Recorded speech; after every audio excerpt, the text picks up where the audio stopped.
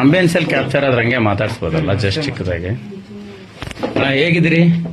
ಚೆನ್ನಾಗಿದೆ.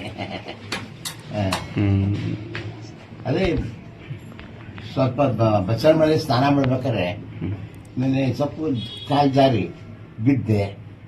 ಸ್ವಲ್ಪ ಡಿಸ್ ಅಂದರೆ ಎಡಗಡೆ ಒಂದು ಸ್ವಲ್ಪ ಏಟು ಬಿತ್ತು. ಸ್ವಲ್ಪ ಹಂಗೇನೆ ಸ್ವಲ್ಪ ಆ ಕಡೆ ತಿರುಗಿ ಬಿದ್ದಾಗ ಈ ಕಡೆ ಬಲಗಡೆ ಭುಜಕ್ಕೂ ಸ್ವಲ್ಪ ಏಟು, ಎರಡು ಕಡೆ ಏಟು ಬಿದ್ದಿದೆ.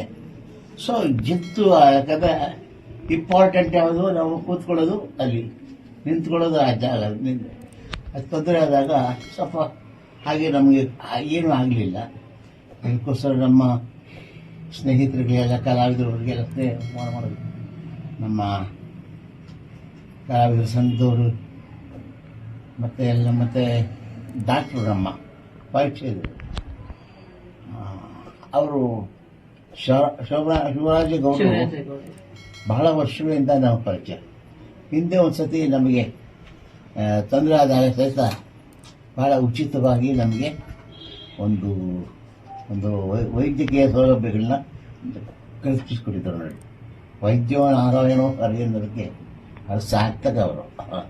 ಹಾಗಾಗಿ ನಮಗೆ ಅವರು ನಮ್ಮ ಗುಬ್ಬಿಯವರ ಮುಖಾಂತರ ಪರಿಚಯ ಇತ್ತಲ್ಲ, ಆ ಮುಖಾಂತರ ಫೋನ್ ಮಾಡಿ ನಮ್ಮ ಕಲಾವಿದರ ಒಂದು ಸಂಘದಿಂದ